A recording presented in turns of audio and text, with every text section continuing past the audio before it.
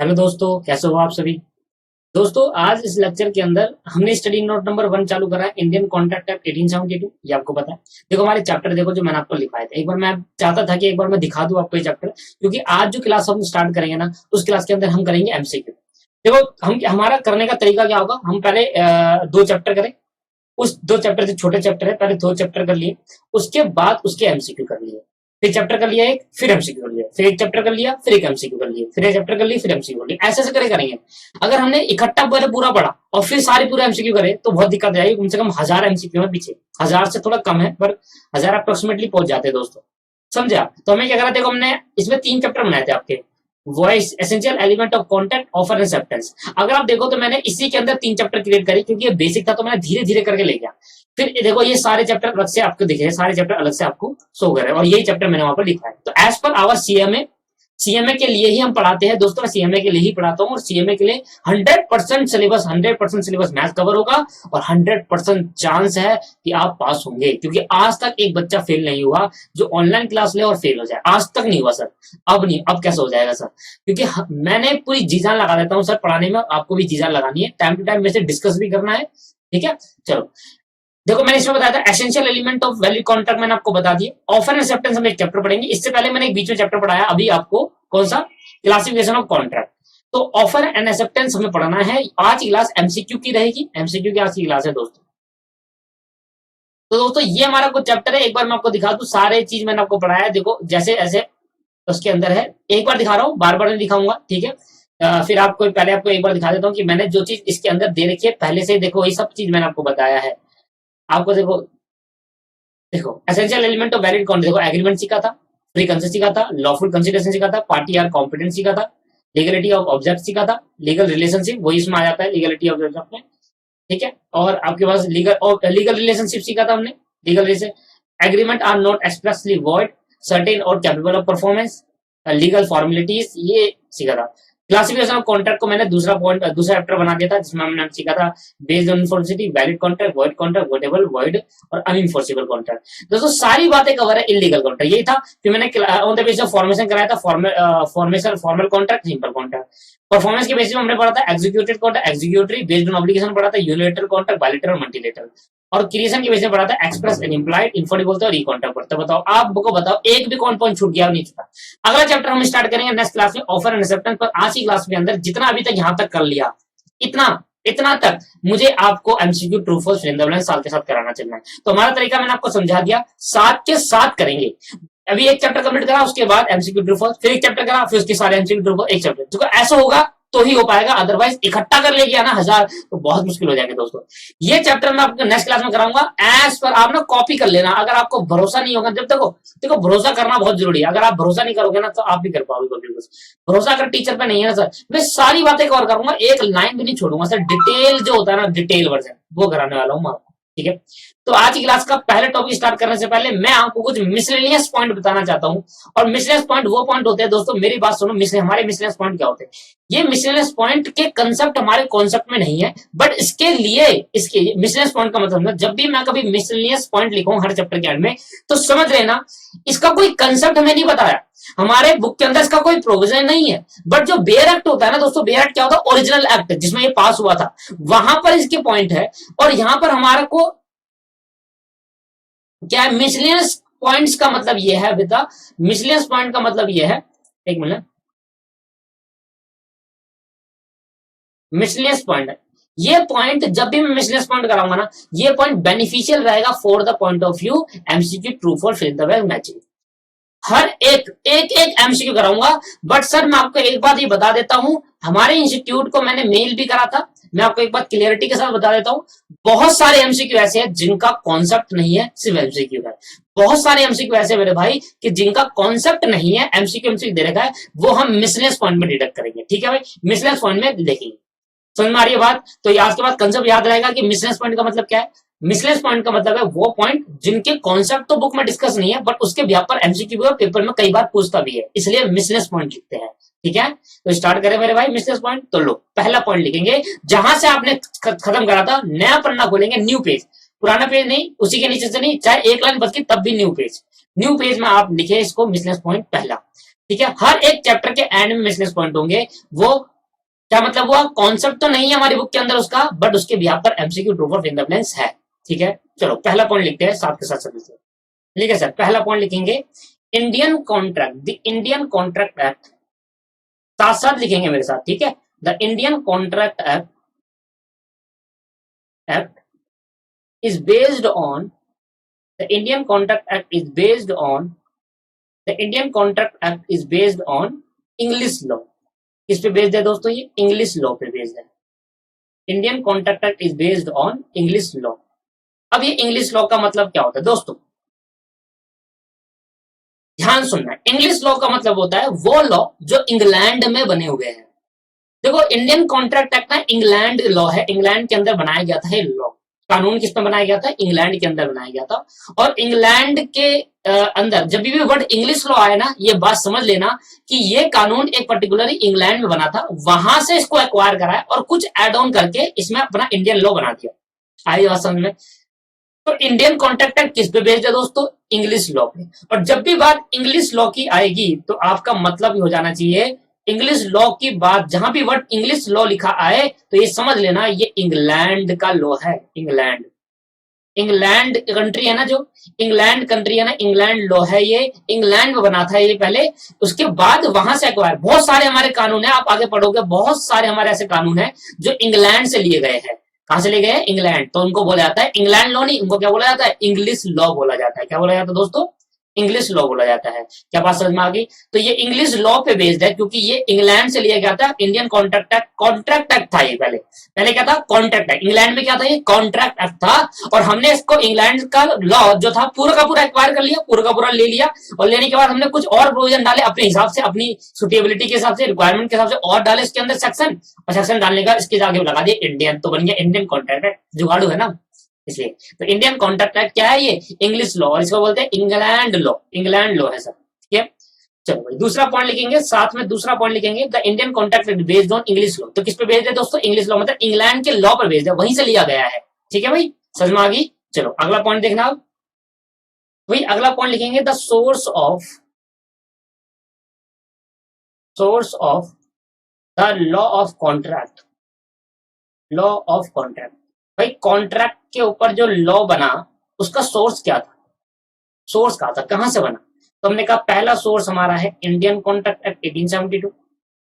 एक तो कहां से आया ये इंडियन कॉन्ट्रैक्ट एक्ट से सारे कॉन्ट्रैक्ट लॉ किसमें बने हैं, Indian contract law, sorry law नहीं, एक्ट 1872, इंडियन कॉन्ट्रैक्ट एक्ट 1872।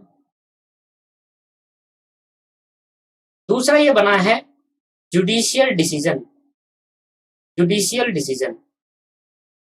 दूसरा क्या बना है दोस्तों, ये जुडिशियल डिसीजन। अब ये क्या होता है समझा दूंगा। तीसरा ये बना है कस्टम और यूसेज, कस्टम्स और uses of trade, uses of trade. दोस्तों इंडियन कॉन्ट्रैक्ट एक्ट का जो सोर्स था वो तीन जगह से बना। सोर्स पहला Indian contract act 1872, judicial decision. पता है जुडिशियल डिसीजन क्या होते हैं, जजमेंट्स। क्या होती है दोस्तों, जजमेंट तो होती है, judgement of court, judgement of court. अब वो कोर्ट का याद है, आपने बेसिक क्लास में देखा था कि जजमेंट जब आती है कोर्ट की उससे भी क्या बन जाता है, लॉ बन जाता है। तो ऐसी इंडियन कॉन्ट्रैक्ट में जैसे बाल्फर वर्सेस बाल्फर का केस हमने पढ़ा था, वो भी क्या थी, एक जजमेंट थी। तो जुडिशियल डिसीजन मतलब कोर्ट की जो जजमेंट आई डिसीजन लेने की वजह से, जुडिशियल मतलब क्या था, लॉ ऑफ कोर्ट। कोर्ट की जो जजमेंट आई, जजमेंट आने की वजह से जो कानून बना, वो कानून भी एक तरीका का लॉ ऑफ कॉन्ट्रैक्ट का सोर्स है। कॉन्ट्रैक्ट वहां से भी आ जाता है। बाल्फर वर्सेस बाल्फर के केस में बताया गया था कि लीगल ऑब्लिगेशन नहीं है, सोशल एग्रीमेंट है। तो वो भी क्या है, बन गया लॉ बन गया दोस्तों। और ये क्या है, कस्टम और यूजेस ऑफ ट्रेड। दोस्तों ये बात ध्यान समझना, कस्टम और यूजेस ऑफ ट्रेड का मतलब क्या है। पहले बात तो मैं आपको समझाता हूँ, कस्टम और यूजेस दो अलग अलग डिफरेंट डिफरेंट वर्ड है। सबसे पहले मैं बात कर लेता हूँ ये कस्टम की, फिर बात करूंगा यूजेस की। ठीक है, तो कस्टम का मतलब ये हुआ, पहले uses, uses refer to, uses refer to, ये देखो आगे बहुत जगह नाम वर्ड आएगा तो इसलिए अभी सुन लो क्या होता है। Usages refer to the uniform practice, to a uniform practice, uniform practice और course of conduct, course of conduct.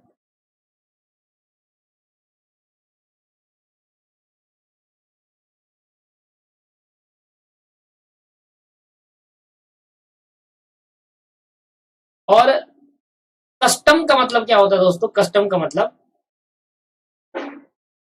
अगर मैं यूजेस को, कस्टम बताता हूं, अगर मैं यूजेस को एक बारी में एक लाइन पे डिनोट करूं तो मैं कहूंगा यूजेस, यूजेस जो होता है ना, यूजेस, ये uses is a repetition of act, is a repetition of act.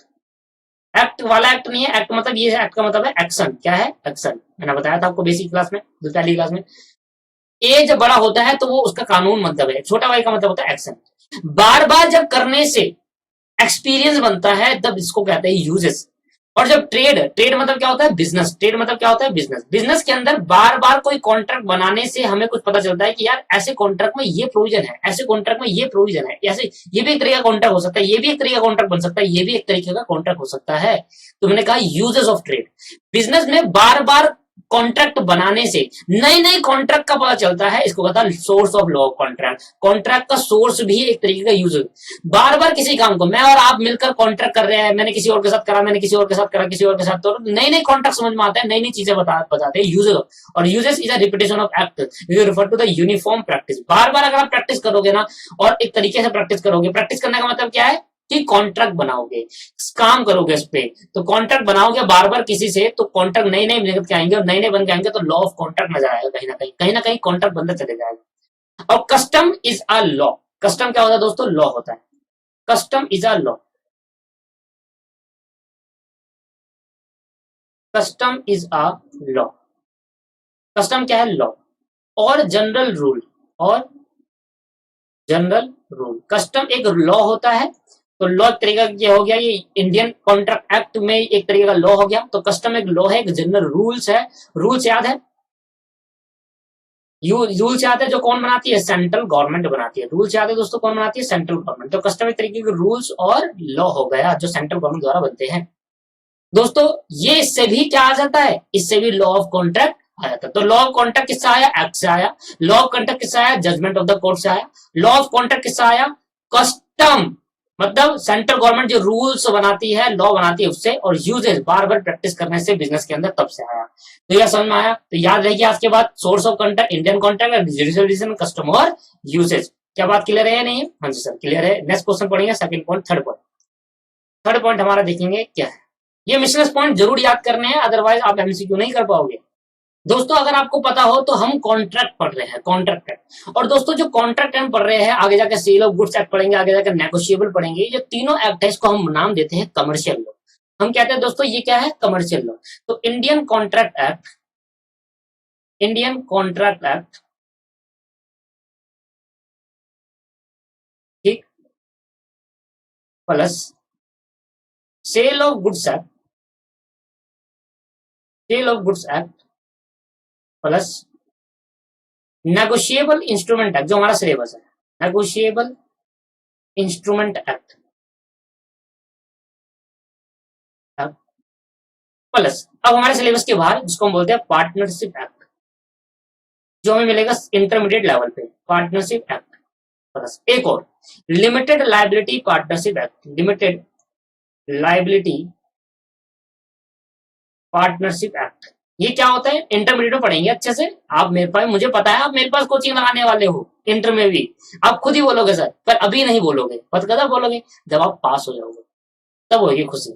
और मैं वो खुशी देखना चाहता हूँ आपके चेहरे पर जब आप पास हो गए, आप कहोगे सर आपकी वजह से और मैंने अपनी मेहनत की वजह से हम पास हो गए। Partnership act plus limited liability act होता है, और ये एंड हो जाता है। तो इनको हम क्या बोलते हैं दोस्तों? इनको हम बोलते हैं is known as commercial law, is known as commercial law.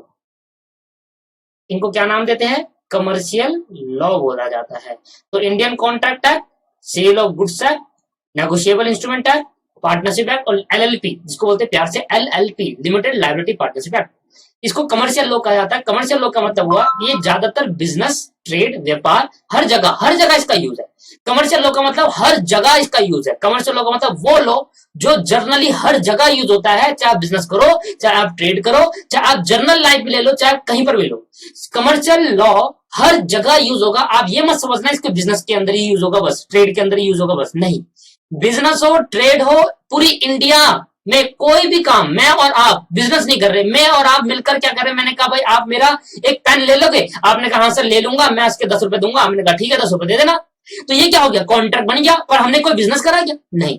Commercial law हर जगह अप्लाई होगा दोस्तों, कमर्शियल लॉ क्या होगा, हर जगह। और कमर्शियल लॉ को दूसरे नाम से जाना जाता है मर्केंटाइल लॉ। क्या जाना जाता है, mercantile law, mercantile law.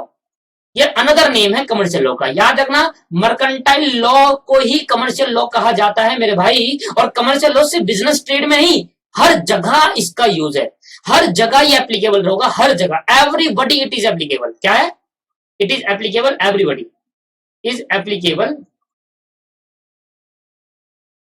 To everybody, it applicable to everybody, हर जगह ये एप्लीकेबल होगा। और मर्केंटाइल लॉ क्या होता है, कमर्शियल लॉ ही होता है, अनदर नेम है। क्या है दोस्तों, another name, another name.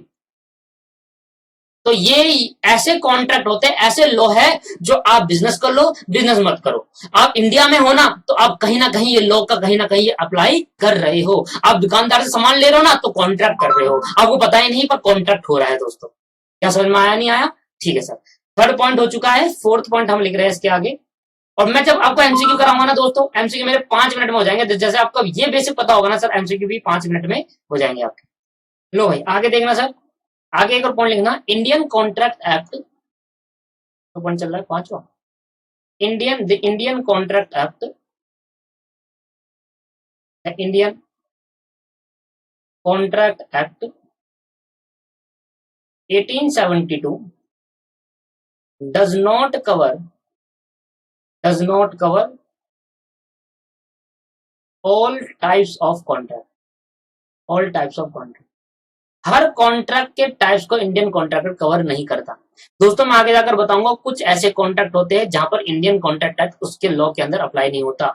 Indian contract act हर टाइप के कॉन्ट्रैक्ट को कवर नहीं करता। एक तरीके से मान लो sale of goods act, sale, अगर किसी को आप माल बेच रहे हो या कुछ भी, मतलब किसी भी चीज से रिलेटेड आप कर रहे हो, आगे जाकर बताऊंगा, तो वहां इंडियन कॉन्ट्रैक्ट एक्ट आप पे अप्लाई नहीं होगा। Indian contract act all types of contract को कवर नहीं करता, not cover all types of contract, हर कॉन्ट्रैक्ट को कवर नहीं करेगा। मैक्सिमम कॉन्ट्रैक्ट कवर कर लेगा सर, पर हर कॉन्ट्रैक्ट नहीं करेगा, क्योंकि हर कॉन्ट्रैक्ट के लिए अलग अलग लॉ भी बने हुए हैं। तो ये बात ध्यान रखना, इंडियन कॉन्ट्रैक्ट हर कॉन्ट्रैक्ट को कवर नहीं। क्लियर है, समझ में आ गया इतना। तो दोस्तों यही 5 पॉइंट मैं आपको बता रहा हूं, अभी के लिए ये 5 पॉइंट हम करेंगे, और 5 नहीं 4 ही है, ये 4 पॉइंट बहुत है, इनफ है। बाकी तो मैंने प्रोविजन करा दिया, ये 4 पॉइंट हमारे बारे में नहीं बताया होता, इसलिए मैंने यहाँ पर अलग से बता दिया है। अब मैं आपके लिए अब एक न्यू पेज मैंने ओपन करा है, और इस न्यू पेज में लिखूंगा सबसे पहले फिलअप।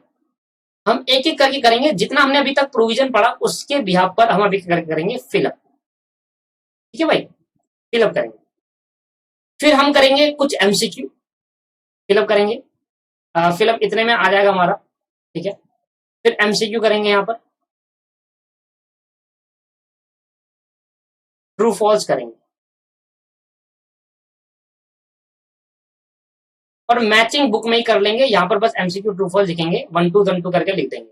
इससे मैं ऐसे लिख रहा हूँ, लिख क्यों रहा हूँ, जानबूझकर, क्योंकि मुझे याद रहे कि मैंने क्या पढ़ा दिया और क्या नहीं पढ़ा है। क्योंकि कभी कभी क्या होता है कि जो चीज बीच में छुड़वानी होती है, अब आगे अब लाइन से तो चलेगा नहीं, कोई चीज है कहीं कुछ मिल रहा है, कहीं कुछ मिल रहा है, तो वो पॉइंट में लिख दूंगा, एटलीस्ट ये तो हो चुका है, मेरे को ध्यान तो रहेगा, इसलिए। ठीक है, तो स्टार्ट करें अपना, ठीक है, स्टार्ट करते हैं दोस्तों। सामने देखिए, अब आपको सामने दिख रहा है fill up, fill in the blanks, ठीक है।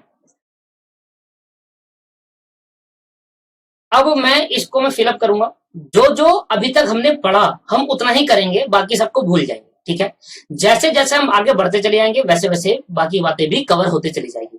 अगर कोई पॉइंट छूटता है, कॉन्ट्रैक्ट खत्म हो गया और मुझे मुझे लगता है कि ये छूट गया है, तो आप मुझे मैसेज कर देना, बस अभी नहीं, कॉन्ट्रैक्ट खत्म होने के बाद अगर लगता है कि ये छूट चुके और आपसे नहीं हो पा रहे, तो आप मुझसे पूछ लीजिए, ठीक है। छूटेगा नहीं, मेरी पूरी कोशिश रहेगी, क्योंकि मैं लिख रहा हूं, अगर छूट जाता है बाई चांस, ठीक है, तो बताना है सर।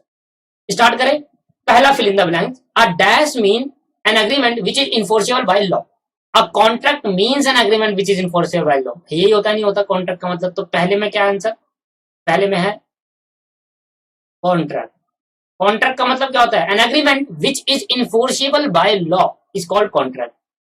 दूसरा, the Indian contract act is based on, मैंने कहा था नहीं पर ये अब बता दो किस पे बेस्ड है, इंग्लिश लॉ में बेस्ड है। इंग्लिश लॉ का मतलब ये लिया गया है इंग्लैंड लॉ से, इंग्लिश लॉ पे बेस्ड है। तीसरा क्या समझ में आ रहा है, मैंने कहा था जल्दी हो जाएगा। सेक्शन 2B मैंने आपको कहा था, अच्छा पहले ऑफर देंगे फिर एक्सेप्टेंस होगा। ए ऑफर देने का मतलब पहले ऑफर करेंगे तभी तो वो क्या करेगा, प्रॉमिस करेगा, एक्सेप्ट करेगा, ठीक है। तो section 2B where an person to whom the proposal is made signifies thereto the proposal is said to be acceptance. जब प्रपोजल एक्सेप्ट हो जाता है then a proposal when acceptance become a promise.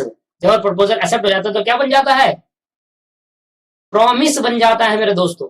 या आ रही है बात या नहीं आ रही बताओ सर, आ रहा है समझ में, जो मैंने पढ़ाया वो आ रहा है या नहीं आ रहा सर, आ गया सर, पक्की बात है, आ गया। आगे बढ़े तो मैंने कहा when the consent of the party to a contract has been obtain, consent अगर दो पार्टी के बीच में कोई हुआ और उसका सहमति किससे हो रही है, एंडी इन्फ्लुएंस हो रही है, फ्रॉड से हो रही है या मिस रिप्रेजेंटेशन से हो रही है, तो वो कॉन्ट्रैक्ट क्या बन जाएंगे। अच्छा याद करो मैंने क्लासिफिकेशन ऑफ कॉन्ट्रैक्ट में बताया था वॉइडेबल कॉन्ट्रैक्ट क्या होता है, उसका मतलब वॉइडेबल कॉन्ट्रैक्ट का मतलब होता है जब एक पार्टी या तो एंडी इन्फ्लुएंस से, फ्रॉड से, कोरिशियन से, मिसरिप्रेजेंटेशन से कॉन्ट्रैक्ट करती है, धमकी देकर कॉन्ट्रैक्ट कर लेती है।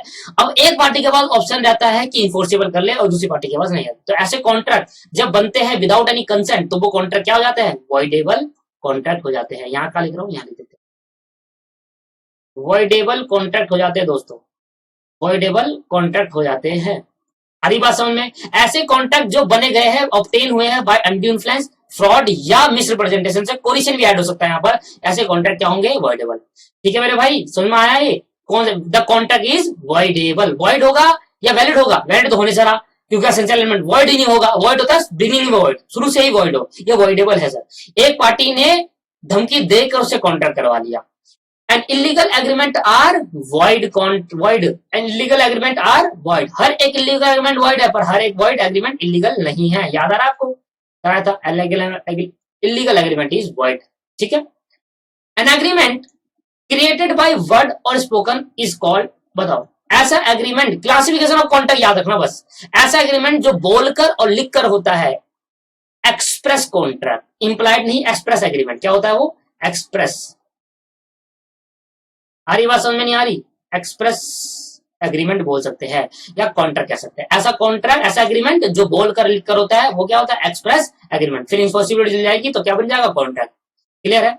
An agreement consist reciprocal promise between, देखो हमेशा ध्यान रखना चाहे रेसिप्रोकल प्रॉमिस हो, क्या होता है रेसिप्रोकल प्रॉमिस बाद में बताऊंगा, ठीक है। हमेशा याद रखना जो एग्रीमेंट बनता है किसने पार्टी के बीच में बनता है, कम से कम दो पार्टी के बीच में ये एग्रीमेंट बनता है, तो इसका आंसर 2 है। अभी मैं रेसिप्रोकल प्रॉमिस नहीं बता रहा, रेसिप्रोकल प्रॉमिस जब आएगा मैं आपको बता दूंगा, पर पार्टी बताओ कितने कॉन्ट्रैक्ट कितने बनता है, दो पार्टी के बीच में बनता है। रेसिप्रोकल प्रॉमिस क्या होता है वो मैं आपको सिखाऊंगा, डेफिनेटली सिखाऊंगा, भूलूंगा नहीं, मुझे पता है।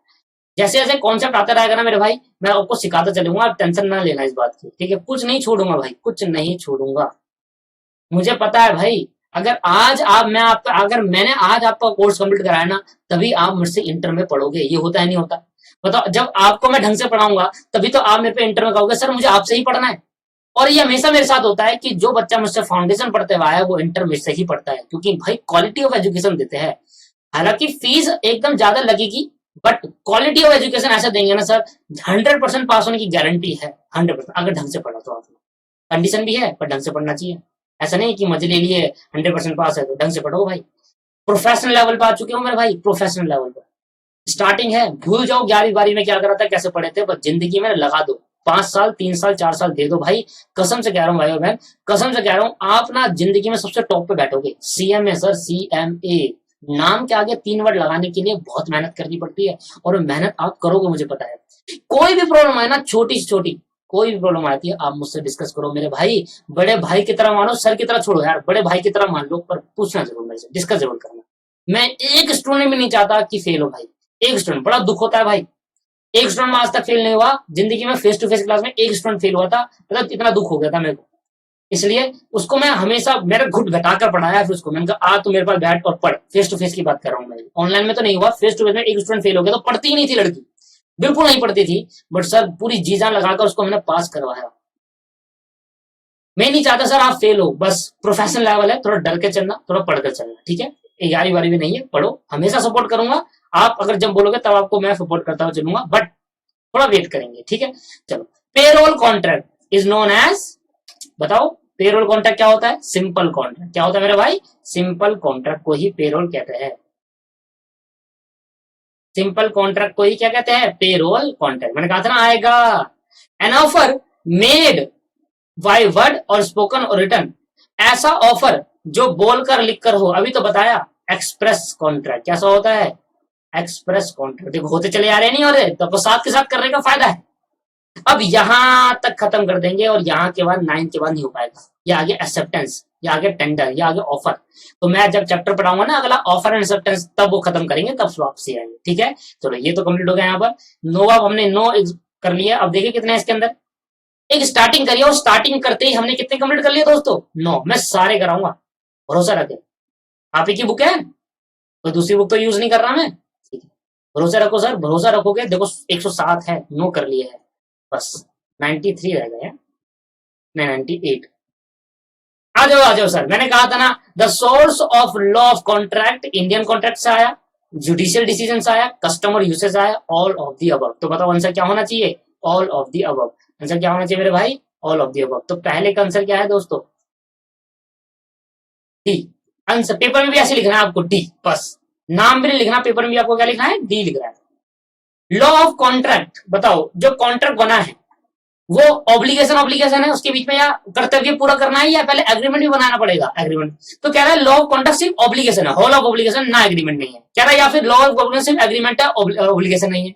चलो आप बताओ कॉन्ट्रैक्ट में क्या है? Agreement plus enforceability plus obligation. Agreement भी है, ऑब्लिगेशन भी। ये कह रहा है होल ऑफ ऑब्लिगेशन, सिर्फ ऑब्लिगेशन है। नहीं सर ये गलत है, सिर्फ ऑब्लिगेशन नहीं है। होल ऑफ एग्रीमेंट सिर्फ एग्रीमेंट है, ऑब्लिगेशन नहीं, ये भी गलत है। एप्लीकेशन, ऑब्लिगेशन और एग्रीमेंट दोनों है। Contract which is enforceable, N agreement which is enforceable by law, it is contract. ऐसा एग्रीमेंट जो लॉ द्वारा इन्फोर्स होता है, ऑब्लिगेशन हो, वो कॉन्ट्रैक्ट है। तो deal with only such legal obligation, वो लीगल ऑब्लिगेशन पे डील करता है जिनके बीच में एग्रीमेंट बना हो। बिल्कुल सही है, ये नहीं है सोशल तो है नहीं। आप बताओ सेकंड पॉइंट बात सेटिस्फाई कर रहा है नहीं कर रहा? ऐसा कोई एग्रीमेंट जिनके बीच में, आपके और मेरे बीच में अगर लीगल ऑब्लिगेशन होगा तभी कॉन्ट्रैक्ट आएगा, अदरवाइज सोशल एग्रीमेंट में कॉन्ट्रैक्ट नहीं होता। हस्बैंड वाइफ के बीच में कोई एग्रीमेंट नहीं बनता, एग्रीमेंट बन भी जाए तो उसके अंदर लीगल रिस्पॉन्सिबिलिटी नहीं होती। याद आ रहा है? तभी तो सोशल एग्रीमेंट बोला गया था उसको। तो ऐसा एग्रीमेंट जिस पर लीगल ऑब्लिगेशन होती है, पूरा करने का ड्यूटी होती है, इन्फोर्सिबिलिटी रहती है, वो हो गया आपके पास। सीधा राइट आंसर। थर्ड आई बात समझ में? तो सरते हुए चले आएंगे। Social agreement are enforceable in court, नहीं भाई। नॉट इन्फोर्सिबल इन कोर्ट, ये हो सकता है। Subject to legal obligation, subject to भी नहीं होगा। सब्जेक्ट टू मतलब कुछ कंडीशन के साथ ऑब्लिगेशन आ सकती है, नहीं सर कुछ कंडीशन के साथ ऑब्लिगेशन नहीं आएगी इसके अंदर। उसके बाद मेड बाय सोशल वर्कर है, ये कहां से आ गया? Made by social worker, social worker कब से भाई? ये not enforceable in the court. Social agreement कभी भी इन्फोर्सिबल नहीं होते। B is right answer. और आधा समझ में आपको? ठीक है सर। साथ साथ करते जाए। मर्केंटाइल लॉ, क्या मर्केंटाइल लॉ सिर्फ बिजनेसमैन के लिए? नहीं। सिर्फ नॉन बिजनेसमैन के लिए है? क्या इंडियन के लोगों के लिए? अच्छा बाहर के लोग जो इंडियन में आ रहे हैं उनके लिए नहीं है? नहीं। इज एप्लीकेबल टू एवरीबॉडी, हर एक के लिए है। चाहे बाहर वाला अंदर आए, अंदर वाला बाहर जाए, हर एक के लिए है। अगर कोई बाहर वाला पर्सन, कंट्री के बाहर से कोई पर्सन आता है, अमेरिका यूएसए से जॉन आ गया हमारे कंट्री के अंदर, तो उसने कॉन्ट्रैक्ट कर लिया मेरे आपके साथ, क्या उसके लिए वो इन्फोर्सिबिलिटी खत्म हो जाएगी क्या? नहीं। Applicable to every, Indian only नहीं, इंडियन पर्सन के लिए नहीं, हर एक पर्सन के लिए। बिजनेसमैन के लिए नहीं, non businessman, businessman, non businessman, Indian के और इंडियन के बाहर वाले, एवरीबॉडी लिखते हैं तो बढ़िया रहेगा। B is right answer. क्या क्लियर है? ऐसी पेपर में लिखकर आना है आपको, ठीक है भाई। फिफ्थ, अ कॉन्ट्रैक्ट कंसिस्ट, बताओ कॉन्ट्रैक्ट कैसे बनता है? Agreement which is enforceable by law and mutual promise.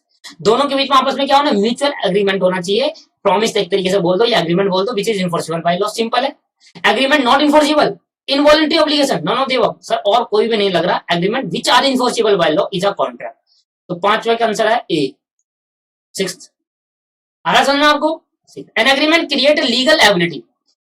An agreement, जो एग्रीमेंट लीगल लायबिलिटी को क्रिएट कर देता है, इट्स इन्फोर्सिबल बाय लॉ। क्या मैं कह सकता हूं? वो एग्रीमेंट जो लीगल लायबिलिटी को क्रिएट कर देता है और उसने लायबिलिटी अपनी पूरी नहीं करी। मैंने आपको कार बेची, आपने मुझे पैसे नहीं दिए, तो लीगल लायबिलिटी अराइज हुई। कार बेची, पैसे नहीं आए, तो आप पे केस होगा नहीं होगा? हो सकता है। तो इन्फोर्सिबल हो सकता है? हो सकता है सर, इन्फोर्सिबिलिटी है। केस होना होता है, इन्फोर्सिबिलिटी है। C is the right answer. C is a right answer. क्या आपको अब लग रहा है कि हाँ यार कुछ ना कुछ तो पेपर में कर सकते हैं? और मैं आपको गारंटी दे रहा हूँ 100% एमसीक्यू, 100%, 99 भी नहीं, 100% एमसीक्यू इसी बुक से आएंगे। इसको ही करके जाओ, ग्रंथ है पढ़ लिया ना, 100% आने वाला है।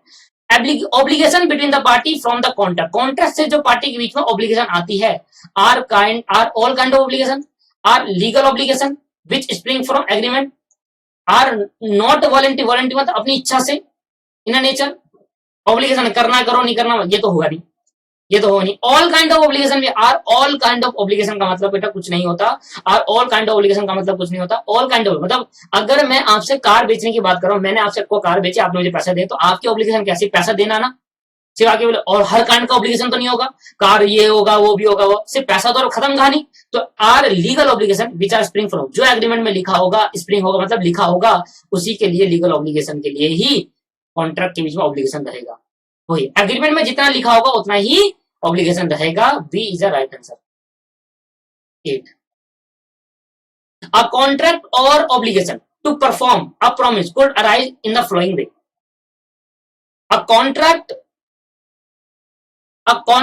और an obligation to perform a promise could arise in the following way. बताओ, अगर किसी पार्टी के बीच में कोई ऑब्लिगेशन आई, वो ऑब्लिगेशन प्रॉमिस को पूरा करने का, कुड अराइज वो ऑब्लिगेशन परफॉर्म करने की जो ऑब्लिगेशन आई, दोबारा समझे, अगर किसी दो पार्टी के बीच में परफॉर्मेंस करने की, कोई काम को पूरा करने की कोई ड्यूटी आई, तो वो किससे अराइज होगा, किन वे से अराइज होता है? प्रॉमिस करने से बस, ये तो प्रॉमिस स्टॉपल अभी समझ में नहीं आएगा, promise estoppel sale of goods का है, ये भी नहीं आएगा। मैंने कहा ना कुछ बातें ऐसी सेल ऑफ गुड्स की आ जाएगी, नॉन ऑफ दी तो खत्म हो गए। एन एग्रीमेंट एंड कॉन्ट्रैक्ट, अगर दो पार्टी के बीच में एग्रीमेंट और कॉन्ट्रैक्ट है, तो उसमें जो बातें होगी प्रॉमिस, वो ऑब्लिगेशन होगा पूरा करने का, परफॉर्मेंस करने का पूरी ऑब्लिगेशन उसके पास है कि भाई वो परफॉर्म करेगा ड्यूटी को। देखो ना यार, सिंपल, कॉन्ट्रैक्ट किससे मिलकर बनता है? कॉन्ट्रैक्ट बनता है एग्रीमेंट प्लस ऑब्लिगेशन बोल सकता हूँ या इन्फोर्सिबिलिटी बोल सकता हूँ। ये ऑब्लिगेशन कब अराइज होगी? जब एग्रीमेंट और कॉन्ट्रैक्ट एंड दोनों होगा तभी तो होगा, क्योंकि देखो एग्रीमेंट और कॉन्ट्रैक्ट हुआ तभी तो ऑब्लिगेशन होगा, ठीक है। ऑब्लिगेशन और एग्रीमेंट हुआ तभी तो कॉन्ट्रैक्ट होगा, कॉन्ट्रैक्ट होने के लिए एग्रीमेंट और ऑब्लिगेशन होना जरूरी है, समझ में आ रहा है? और एग्रीमेंट होने के लिए कॉन्ट्रैक्ट और एप्लीकेशन दोनों, तो ये आपस में लिंक है। तो 8 का आपका आंसर है ए, जिसमें हमें बताओ ऑब्लिगेशन परफॉर्म करने की, आप पे कब परफॉर्म करने की ड्यूटी होगी, ऑब्लिगेशन कब होगी? जब आप और मेरे बीच में, आपके बीच में कॉन्ट्रैक्ट होगा, यही तो होगा। ए इज राइट आंसर। ध्यान समझे, पढ़ने का तरीका समझे, कंफ्यूज कर देता है। आपके और मेरे में परफॉर्मेंस, प्रॉमिस को परफॉर्म करने की ऑब्लिगेशन ड्यूटी कब होगी, कब अराइज हो जाएगी? जब मैं किसी के साथ एग्रीमेंट या फिर कॉन्ट्रैक्ट करता हूं। क्या बात समझ में आ गई? नहीं है? All contract written oral should be registered, हर एक कॉन्ट्रैक्ट रिटर्न में होना चाहिए, ऑरल में होना चाहिए, शुड बी रजिस्टर्ड होना चाहिए। बताओ क्या होना चाहिए? तो कह रहा भैया, अब देखो यहां पर आप अगर समझते गए ना तो इंपॉर्टेंट चीज है, कह रहा सारे जो कॉन्ट्रैक्ट है वो रिटर्न में ही होने चाहिए, ऐसा तो नहीं है, ऑरल में भी हो सकते हैं, या ऑरल में ही होनी चाहिए, ऐसा तो नहीं है, या रजिस्टर्ड ही होना चाहिए, ऐसा तो नहीं है। Non of the above. ना तो सारे कॉन्ट्रैक्ट रिटर्न में होने चाहिए, सारे बात कर रहा हूं, सारे ना तो रिटर्न में होंगे, कैसे हो सकता है? कुछ ऑरल हो, कुछ रिटर्न हो, कुछ रजिस्टर्ड हो। रजिस्टर्ड होने का मतलब क्या है? रिटर्न हो गया और साइन करके दे दिया। तो भाई ये कह रहा ऑल कॉन्ट्रैक्ट, जितने भी कॉन्ट्रैक्ट होंगे, समझने की कोशिश कर रहा, जितने भी कॉन्ट्रैक्ट होंगे वो सब रिटर्न में होंगे, ऐसा तो नहीं है ना भाई। या फिर सब ऑरल में होंगे, ऐसा भी नहीं है। या फिर सब रजिस्टर्ड होंगे, ऐसा भी नहीं है। या तो रिटर्न में हो जाए, या ऑरल में हो जाए, रजिस्टर्ड हो जाए, तीनों में से तीनों हो सकते हैं, तीनों में से कोई एक नहीं होगा। या तो रिटर्न में हो जाए, या ऑरल में हो सकता है, या रजिस्टर्ड हो सकता है, तीनों में से कोई भी हो चलेगा। ये कह रहा है सिर्फ रिटर्न में होंगे, सिर्फ या तो ऑरल में होंगे, सिर्फ या तो रजिस्टर्ड, तो नॉन ऑफ दिस, सिर्फ नहीं लगाना चाहिए, सिर्फ नहीं आना चाहिए। रिटर्न और ऑरल और रजिस्टर्ड तीनों, ऑल ऑफ द अबव भी कहता ना तो मैं लिख देता D. None of the above इसलिए लिखा हुआ है, तीनों में से कोई भी नहीं, क्योंकि ये कहने की कोशिश कर रहा है सारे कॉन्ट्रैक्ट रिटर्न ही होंगे, गलत है। या सारे कॉन्ट्रैक्ट ऑरल ही होंगे, ये भी गलत है। या सारे कॉन्ट्रैक्ट रजिस्टर्ड होंगे, ये भी गलत है। सारे कॉन्ट्रैक्ट ऑरल, रिटर्न और रजिस्टर्ड तीनों में से कोई भी हो सकता है मेरे दोस्तों। आई समझ में? तो 9 तो यहां तक खत्म किया, इसके बाद ये नहीं कर सकते, 10 नहीं कर सकते सर, बस ये पढ़ सकते हैं। 9 क्वेश्चन का आंसर क्या था? 9 क्वेश्चन का आंसर क्या है दोस्तों? None of the above, D answer. 9 question का आंसर है D, none of the above. अब फॉरेनर वाली बात मैं आपको बाद में बताऊंगा, party competent to the contract के बाद में आएगा, फॉरेनर मिसिंग हो जाएगा। वॉइडेबल कॉन्ट्रैक्ट, तो मैं अभी 10th पार्ट यहां पर मिसिंग करता हूं, टेंट पार, यहाँ पर लिखता हूँ टेंट पार रेड पेन से, याद रहेगा। ठीक है, कुछ नहीं कराया अभी इसके। voidable contract are enforceable by law if are not avoided, are not enforceable by law can enforce if the court direct। अच्छा ये चलो बाद में करेंगे, 9 तक करते हैं, ठीक है, बाद में करते हैं। बाकी सिंपल था, आपको voidable contract में करा चुका हूँ, बहुत ही सिंपल है वो। चलो भाई 10वें 9वें तक हमने कर दिया तीनों के, अब इसको बाद में करते हुए चलेंगे, ठीक है, धीरे धीरे करके ना बढ़ते हुए चलेंगे। और बाद में इसलिए कह रहा हूँ कि देखो इसमें कितने सारे क्वेश्चन है भाई, कितने सारे, अब इसी में से आएगा, पास होना है ना, इसके अलावा कुछ मत करना, कुछ भी नहीं, कुछ नहीं करना इसके अलावा। देखो अभी एमसीक्यू नहीं कर सकते, एमसीक्यू करने के लिए मुझे क्या चाहिए, पूरी बातें समझानी पड़ेगी। Offer, consideration, consensus, ad idem, agreement, contract, parol, word of सब समझा दिया वैसे तो। ऑफर सेक्शन 2A में लिखा था ऑफर का मतलब, ऑफरर है, सॉरी सॉरी सॉरी, ऑफरर है दोस्तों, ये ऑफरर है ये, ठीक है। अच्छा पहले ये नहीं, पहले ये नहीं मेरे दोस्त, पहले तो ये आ जाओ एमसीक्यू पे, फिर आता हूँ उस पर, ट्रू फॉल्स में फिर आता हूँ मेरे दोस्त। भाई ट्रू फॉल्स का मैं यहाँ पर करता हूँ पहले का, पहले का ट्रू फॉल्स है ट्रू, ये मैंने आपको एमसी मिसलेस पॉइंट पर भी कराया था। देखो all Indian contract 1872 does not cover all types of contract, हर कॉन्ट्रैक्ट कवर नहीं करता, कुछ कॉन्ट्रैक्ट तो सेल ऑफ गुड्स में भी जाते हैं और कुछ कॉन्ट्रैक्ट सर नेगोशिएबल में भी जाते हैं, तो हर एक कॉन्ट्रैक्ट को कवर नहीं करता। An agreement and contract are one and same thing, agreement और कॉन्ट्रैक्ट एक ही है भाई, नहीं, कॉन्ट्रैक्ट तो ये हुआ जब एग्रीमेंट और इन्फोर्सिबल होगा, एग्रीमेंट तो वो जब ऑफर और एक्सेप्टेंस होगा, दोनों अलग अलग है ना चीज। कॉन्ट्रैक्ट एग्रीमेंट से और इन्फोर्सिबल से बनता है कॉन्ट्रैक्ट, कॉन्ट्रैक्ट अलग चीज है, एग्रीमेंट अलग चीज है, एग्रीमेंट होता है ऑफर एक्सेप्टेंस से, कॉन्ट्रैक्ट बनता है एग्रीमेंट प्लस इन्फोर्सिबिलिटी था, one of the same thing, no false, इसका आंसर क्या है दोस्तों, फॉल्स है, दोनों सेम थिंग नहीं है, फॉल्स इसका आंसर है। Third, all contract are agreement, देखो जब कॉन्ट्रैक्ट किसी दो पार्टी के बीच में होगा, उनके बीच में एग्रीमेंट तो होगा ही, इन्फोर्सिबिलिटी आएगी आएगी वो नहीं पूछ रहा, कह रहा हर कॉन्ट्रैक्ट के अंदर एग्रीमेंट होगा, हाँ बिल्कुल, ऑल कॉन्ट्रैक्ट एग्रीमेंट, हर कॉन्ट्रैक्ट एग्रीमेंट है एक तरीके का, हाँ इन्फोर्सिबिलिटी भी है, पर एग्रीमेंट तो है ना, वो जो पूछ रहा है वो बताओ सिर्फ, एग्रीमेंट है या नहीं, हाँ एग्रीमेंट है, ट्रू, समझ में आया आपको। All kind of obligation between the party from the part of the contract, हर वो ऑब्लिगेशन जो पार्टी के बीच में पार्टी में आती है, ऑल काइंड ऑफ ऑब्लिगेशन, हर वो ऑब्लिगेशन जितनी भी है, वो parties between the parties from the part of the contract, एक कॉन्ट्रैक्ट का पार्ट है, हर वो काइंड का ऑब्लिगेशन, हर वो ऑब्लिगेशन जो पार्टीज के बीच में होती है, वो क्या कॉन्ट्रैक्ट का पार्ट है, नहीं सर ऐसा जुड़ी नहीं, मैंने और आपने कॉन्ट्रैक्ट करा, समझ लो मैंने और आपने मिलकर कॉन्ट्रैक्ट करा, मैंने किसी और से भी कॉन्ट्रैक्ट करा, अब इस मेरे इसके कॉन्ट्रैक्ट में अलग ऑब्लिगेशन है, मेरे आपके कॉन्ट्रैक्ट में अलग ऑब्लिगेशन है, मैं किसी और के साथ कॉन्ट्रैक्ट करूंगा अलग ऑब्लिगेशन है, तो ऑल काइंड ऑफ ऑब्लिगेशन, क्या वो कॉन्ट्रैक्ट के पार्ट है, एक ही पार्ट का कॉन्ट्रैक्ट है, नहीं सर, वो अलग अलग कॉन्ट्रैक्ट के पार्ट हो सकते हैं, बट ऐसा जरूरी नहीं है कि मैं कॉन्ट्रैक्ट करूं पर ऑब्लिगेशन ना आए, हो सकता है हस्बैंड और वाइफ के बीच में कोई कॉन्ट्रैक्ट नहीं होता दोस्तों, पर ऑब्लिगेशन कहीं ना कहीं होती है, आप एक दूसरे की ड्यूटी पूरी करते हैं, मान लेते हैं अगर मम्मी लोग खाना बना रही तो पापा लोग क्या कर रहे हैं, पापा लोग पैसे कमा रहे हैं कि वो घर के नेसेसिटी को पूरा कर सके,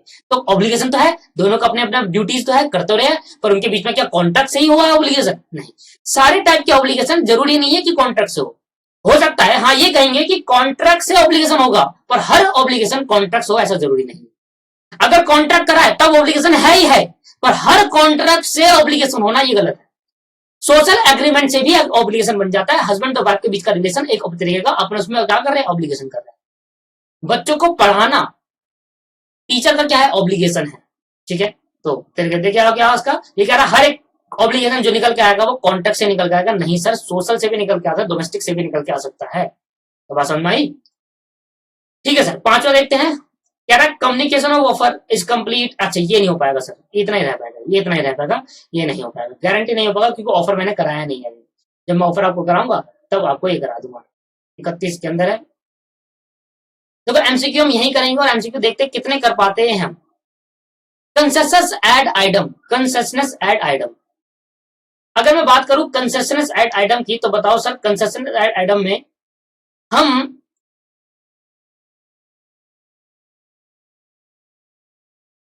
अच्छा पहले पहले सुनो, पहले करो, ऑफर, ऑफरर कौन होता है, जो प्रपोजल बनाता है या जिसको प्रपोजल दे रहा है, ऑफरर वो होता है जो प्रपोजल ऑफर देता है, देखो ऑफर की डेफिनेशन में लिखवाया तो offer is a person who make the proposal, जो ऑफर देता है या प्रपोजल, ऑफर को तो प्रपोजल कहते हैं, ऑफर बोल लो या प्रपोजल बोल लो।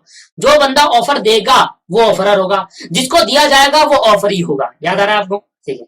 कंसीडरेशन, दोस्तों कंसीडरेशन, कंसीडरेशन लिखा हुआ है सेक्शन 2 सबसेक्शन डी में। कंसीडरेशन क्या लिखा है? सेक्शन 2 सबसेक्शन, जो इधर सेक्शन लिखे सिर्फ उतना सेक्शन याद करना और कोई याद नहीं करने की जरूरत है। कंसीडरेशन कौन सा सेक्शन है? Section 2 subsection D. मैं अभी आपको बता दिया, ठीक है? नहीं तो कंसीडरेशन एक चैप्टर आएगा, वहां तो डिटेल में बात करेंगे इसकी। ठीक है भाई। अब कंसेशनस ad idem, consensus ad item बताओ कहां पर बताया था? Same thing same sense in a same time, identity of mind. क्या बोलते हैं इसको? Identity of mind. Identity of mind भी कहा जाता है कंसेशनस एड आइटम। मतलब मैं और आप जब कॉन्ट्रैक्ट करो, हमारा सेम थिंग हो, सेम टाइम और सेम सेंस हो, आइडेंटिटी ऑफ माइंड इसको बोलते हैं। आइडेंटिटी ऑफ माइंड का मतलब होता है same thing same sense at same time, same thing same time और सेम सेंस में होना चाहिए, that is called identity of mind. और इसी को नाम देते हैं consensus ad idem, consensus ad idem. Agreement, चौथे का है एग्रीमेंट। सर एग्रीमेंट कैसे बनता है? Offer plus acceptance. एग्रीमेंट कैसे बनता है? Offer plus acceptance. Payroll contract को क्या कहते हैं? सिंपल कॉन्ट्रैक्ट कहते हैं। अच्छा कॉन्ट्रैक्ट कैसे बनता है sir? Contract contract agreement plus enforceability. देखो हुआ नहीं हुआ? Agreement plus enforceability. देखो जो मैंने आपको अभी तक पढ़ाया वो सब है, बस एक मैं चीज बताना भूल गया। आइडेंटिटी ऑफ माइंड का मतलब क्या होता है? Same thing in a same time in a same sense, और इसी को कहते हैं consensus ad idem. Identity of mind, mind जो हम दोनों का सोचना है वो बिल्कुल सेम है, सेम टाइम पर और सेम सेंस पर है। वॉइड अब इनिशियो का मतलब होता है शुरू से ही, void from the beginning, from the beginning it is void. Void agreement ही हो गया। वॉइड अब इनिशियो कब लगता है? वॉइड एग्रीमेंट में लगता है, जो शुरू से ही वर्ड। वर्ड अब इनिशियो का मतलब क्या होता है? पढ़ाया था मैंने, लिखवाया था। वर्ड अब इनिशियो का मतलब जो शुरू से ही क्या है दोस्तों? वॉइड है। जो शुरू से ही क्या है मेरे भाई? वो वॉइड है। और इन लास्ट कंसेंट का मतलब क्या होगा? कंसेंट का डेफिनेशन दे रखी है सेक्शन 13 में। जब मैं कंसेंट आपको बताऊंगा ना, फ्री कंसेंट एक चैप्टर पढ़ाऊंगा फ्री कंसेंट, तो वहां जाकर बताऊंगा, अभी के लिए इतना ही। कंसेंट की डेफिनेशन सेक्शन 13 में गिवन है सर। कंसेंट की डेफिनेशन किसमें गिवन है? सेक्शन 13 के अंदर कंसेंट की डेफिनेशन गिवन है। तो जब मैं आपको कराऊंगा, अच्छा ये कुछ नहीं, इसका कुछ नहीं हुआ, एच का कुछ नहीं हुआ, 14 में क्या है वो आगे पढ़ेंगे। फॉर्मल कॉन्ट्रैक्ट का भी कुछ नहीं है, जो चीज आई हमने वो पुट कर दी, जो चीज नहीं आई पुट नहीं करी। अब ये अगला पॉइंट कब होगा? जब अगला पॉइंट तब होगा जब मैं क्या कराऊंगा, आगे की बात करूंगा सर, आगे की बात करेंगे। एग्जीक्यूटेड कॉन्ट्रैक्ट क्या होता है दोस्तों, बताया आपको? क्रॉस ओवर अभी पता नहीं चलेगा। ऑल कॉन्ट्रैक्ट आर कैसे बनेंगे? ऑल कॉन्ट्रैक्ट आर, इसमें conduct of the parties,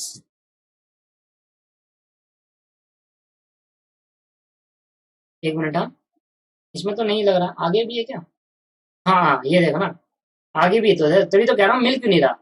sir all contract are, हर एक कॉन्ट्रैक्ट क्या है दोस्तों? एग्रीमेंट है। अभी तो पढ़ा ट्रू फॉल्स में, हर एक कॉन्ट्रैक्ट क्या है दोस्तों? एग्रीमेंट। ये मेरा पहले का हो गया, पहले का, ठीक है भाई, ये पहले का हो गया। आगे सुने, अब दिख रहा है आपको?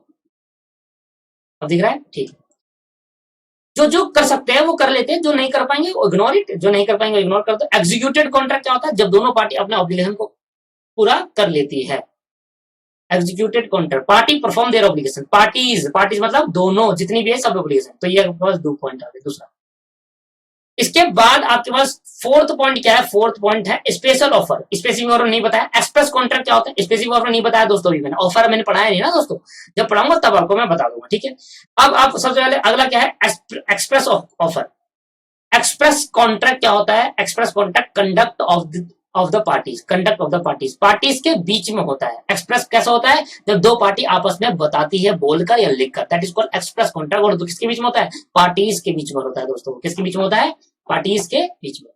एक्सेप्टेंस, एक्सेप्टेंस अभी पढ़ाया नहीं है, अगला chapter of an acceptance. Promisor and promisee, promisor and promisee, promisor and promisee कहां पर होगा? प्रोमिजर एंड प्रोमिजी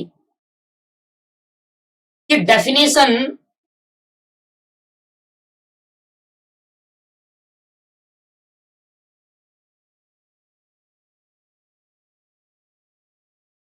अभी नहीं कर पाएंगे। प्रोमिजर एंड प्रोमिजी का ये होगा दोस्तों सी, सेवंथ का। प्रोमिजर एंड प्रोमिजी, प्रोमिजर लिख दिया, प्रॉमिस होना चाहिए था यहाँ पर, प्रॉमिस, प्रॉमिस से ही क्या होता है, जब प्रॉमिस होता है तभी प्रोमिजर और प्रोमिजी होते हैं। जब दो पार्टी के बीच में प्रॉमिस हो जाता है तभी क्या होता है, प्रोमिजर और प्रोमिस होता है। प्रोमिजर कहां से आ जाएगा, आप खुद ही सोचो, प्रोमिजर और प्रोमिजर में प्रोमिजर कैसा आ जाएगा, प्रोमिस होगा, प्रॉमिस। जब दो पार्टी के बीच में प्रॉमिस हो जाता है, प्रॉमिस का होता है जब ऑफर को एक्सेप्टेंस हो जाता है, प्रॉमिस हो जाता है, और प्रॉमिस हो जाता है क्या बन जाते हैं, फिर दो पार्टी क्या बन जाती है, एक प्रोमिजर एक प्रोमिसी। प्रोमिजर कौन होता है, जो ऑफर दे रहा है, प्रोमिसी कौन होता है, जो ऑफर एक्सेप्ट कर रहा है। तो यहाँ पर क्या आएगा, प्रॉमिस। प्रॉमिस जब होगा ना तब जाकर प्रोमिजर और प्रोमिसी इन्वेंट होंगे। वैलिड कॉन्ट्रैक्ट क्या होते हैं, वैलिड कॉन्ट्रैक्ट जो एसेंशियल एलिमेंट को पूरा कर दे, जो एसेंशियल एलिमेंट को क्या कर दे पूरा, या जिसमें इन्फोर्सिबिलिटी होती है, ऐसा कोई एग्रीमेंट जिसमें इन्फोर्सिबिलिटी हो, वो है वैलिड कॉन्ट्रैक्ट। ठीक है सर, 8वां ये कंप्लीट कर लिया, बस में 2-3 पॉइंट रह गए, वो अभी कंप्लीट नहीं करा। देखो अभी तीसरा मैच द कॉलम तो सारे हो रहे हैं।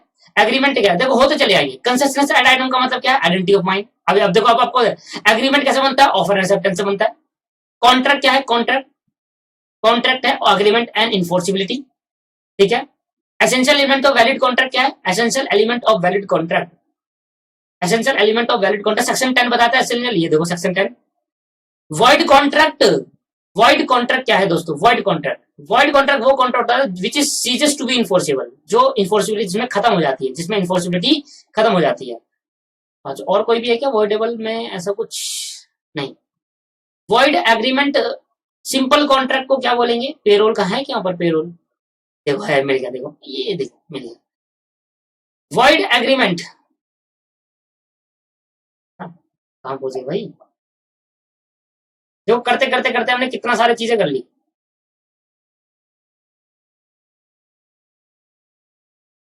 कौन सा में आ गया भाई,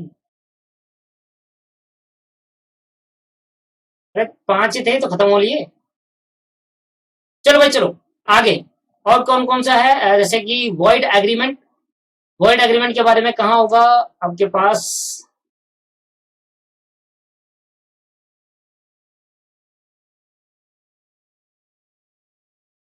हाँ सर, वॉइड एग्रीमेंट का जो आपके पास सेक्शन गिवन है, सेक्शन 2G, सेक्शन 2G है वॉइड एग्रीमेंट का। तो जब डेफिनेशन के सेक्शन याद कर लो सर, डेफिनेशन के सेक्शन याद कर लो ना, बस कुछ नहीं करना, जितने भी डेफिनेशन लिखे हैं ना बुक के आगे आपके, उसके सेक्शन याद कर लो बस। और बाकी जनरल ऑफर ये सब ऑफर नहीं बता सकते अभी, जनरल ऑफर अभी नहीं बता सकते जब तक ऑफर खत्म नहीं होगा। तो बस इतना ही करते हैं, बाकी बात ऑफर खत्म करने पे करते हैं। ऑफर एंड एक्सेप्टेंस चैप्टर चालू करेंगे नहीं क्लास में, और सबसे इंपॉर्टेंट चैप्टर एक क्वेश्चन आता है उसके पेपर के अंदर। ठीक है, तो ऑफर एंड एक्सेप्टेंस अभी क्लास में हम चालू कर रहे हैं। आज की क्लास के अंदर इतना ही, समाप्त करते हैं क्लास को यहीं पर, और थैंक यू मच दोस्तों। अगर आपका कोई दोस्त है तो जरूर उसको बताइए इस बारे में कि भैया क्लासेस आपको पता ही चल रही है कैसे चल रही है, और आपको 100% पता है सर, आपको ज्यादा मैं बताने की जरूरत नहीं है, क्योंकि काम बोलता है सर। समझ में आ रहा है आपको, ठीक है, थैंक यू वेरी मच। थोड़ी एडवर्टाइजमेंट कर रहा था, बाय बाय।